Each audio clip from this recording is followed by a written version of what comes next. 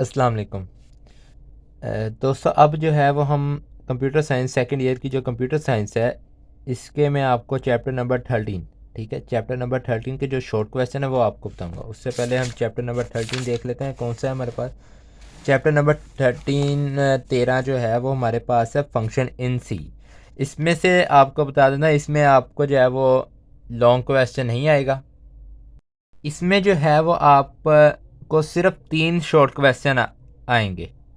अगर आप ये कर लेते हैं सिर्फ 3 शॉर्ट क्वेश्चन, ठीक है। अब ये आएंगे कौन से, यानी कि इस चैप्टर में से ना आपको ना ही आउटपुट वाला कोई क्वेश्चन आएगा, सवाल आएगा, ना ही आपको कोई एरर वाला आएगा। इसमें सिर्फ 3 आने हैं और वो जो 3 क्वेश्चन हैं वो सिर्फ थ्योरी वाले हैं, ठीक है। यानी कि डेफिनेशंस होंगी या टाइप्स होंगी या एक्सप्लेनेशन होंगी या कोई भी, यानी कि थ्योरी वाले आएंगे। आपको जो है वो इसमें ये नहीं पूछा जाएगा कि इसकी आउटपुट निकालें या एरर बताएं, इस फंक्शन में एरर, यानी कि इस तरह का कोई क्वेश्चन इसमें से जो है वो नहीं आएगा।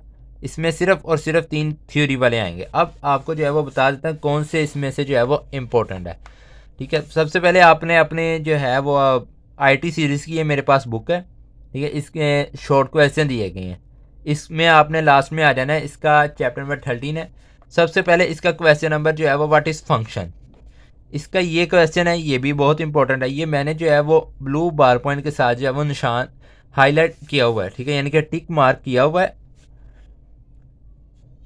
और आपने जो है वो ये वाले कर लेने हैं। सबसे पहले हमारे पास है व्हाट इज़ फंक्शन, एक तो ये है, ठीक है। Why is the function used in a program, दूसरा ये हमारे पास list any 3 benefit of using function, एक ये है। अब इसमें से अगर आपने ये वाले छोड़ने हैं छोड़ सकते हैं, ठीक है। उसके बाद आप आ जाएं अपने क्वेश्चन नंबर 6 की तरफ। इसमें है list different type of function in C, ये आ जाता है आपके पास। इसके बाद आ जाए क्वेश्चन नंबर 8 है what do you now about user defined function, ये आ गया एक। इसके बाद आपने ये जो है, ठीक है, क्वेश्चन नंबर 9, ये भी आपने जो है वो कर लेना है। इसकी ये बिल्ट इन फंक्शन जो है ये इसकी डेफिनेशन जो है वो आ सकती है, ठीक है। और अगर आप ये करते हैं तो फिर आप ये भी साथ ही कर लें, क्योंकि अगर यूज़र डिफाइंड फंक्शन है, ठीक है, फिर इसकी एग्जांपल जो है वो इसी क्वेश्चन में जो है वो आ जाएगी। ये जो है वो हमारे पास यूज़र डिफाइंड फंक्शन की यहाँ से यहाँ तक एग्जांपल है। अगर आपको डेफिनेशन आ जाती है पेपर में तो आप डेफिनेशन के साथ फिर ये एग्जाम्पल भी लिख सकते हैं, ठीक है। ये हो गया क्वेश्चन नंबर 9। अब आ जाएं आप क्वेश्चन नंबर 12 की तरफ। Question number 12 define function header, ये है। इसमें आप एक तो ये हो गया, ठीक है। इसके बाद आपका question number 15 what is function definition, ये भी आ जाएगा। अब इसमें फंक्शन डेफिनेशन आ गया, ठीक है। फंक्शन हेडर, ये जितने भी फंक्शन वाले हैं ना ये काफ़ी इंपॉर्टेंट क्वेश्चन है। इन फंक्शन में से कोई ना कोई फंक्शन जो है वो एक लाजमी आता है। वो पूछ ले डिफाइन फंक्शन या फंक्शन डेफिनेशन या फंक्शन डिक्लेरेशन या कोई भी, यानी कि फंक्शन वाला जो क्वेश्चन होगा ना वो तो लाजमी है। इसके बाद आपका क्वेश्चन नंबर 17, इसमें क्या है हमारे पास डिफरेंट बिटवीन, यानी कि आपने डिफरेंस करना है दो चीज़ों के दरमियान, यानी एक तो है फंक्शन डेफिनेशन, एक फंक्शन डिक्लेरेशन। फंक्शन डेफिनेशन जो है वो आपने ये जो स्टेटमेंट दी है ये लिख देनी है, और फंक्शन डिक्लेरेशन आपने यहाँ से जो है वो ये लिख देनी है, यहाँ से यहाँ तक, ठीक हो गया ना। यानी कि फंक्शन डेफिनेशन का जो अगर आपने डिफरेंस करना है, एक तो अगर आप ये लिखना चाहते हैं ये वाली लिख दें, ठीक है, ये सिर्फ इतनी छोटी सी है, ठीक है। और फंक्शन डिक्लेरेशन की यहाँ से चलता है यहाँ तक है।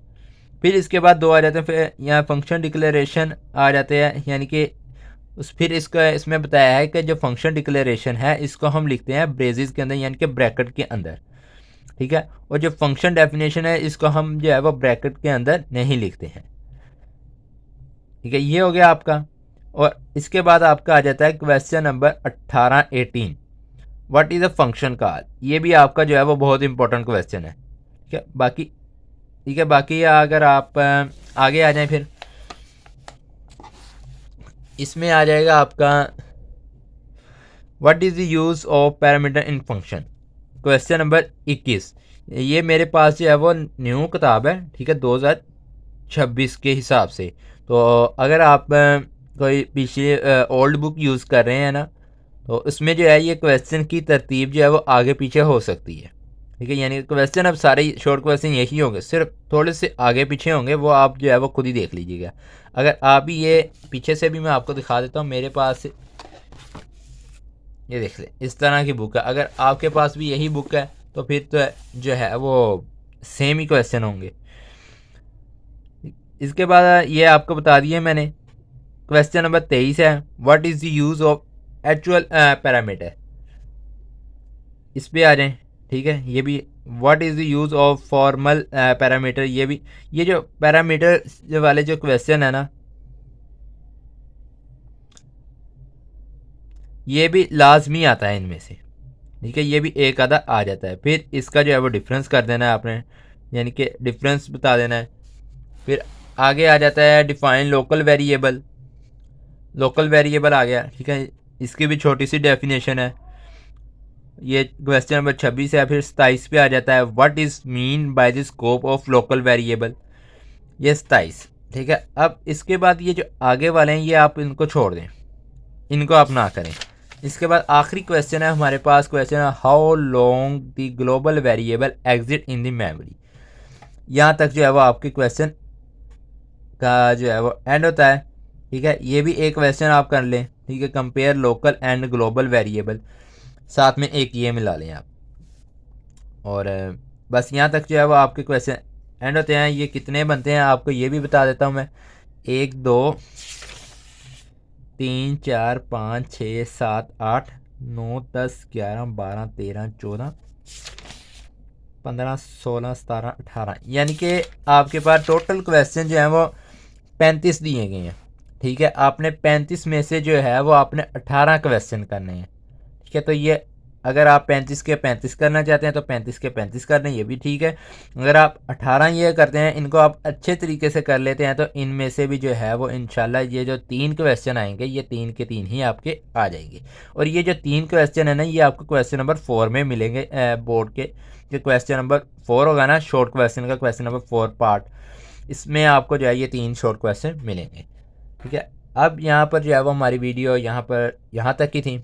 ठीक है, इसके बाद हम अपने कंप्यूटर के नेक्स्ट चैप्टर, किसी और चैप्टर के साथ वीडियो बनाएंगे। ठीक है, लॉन्ग क्वेश्चन बता दिए हुए हैं मैंने।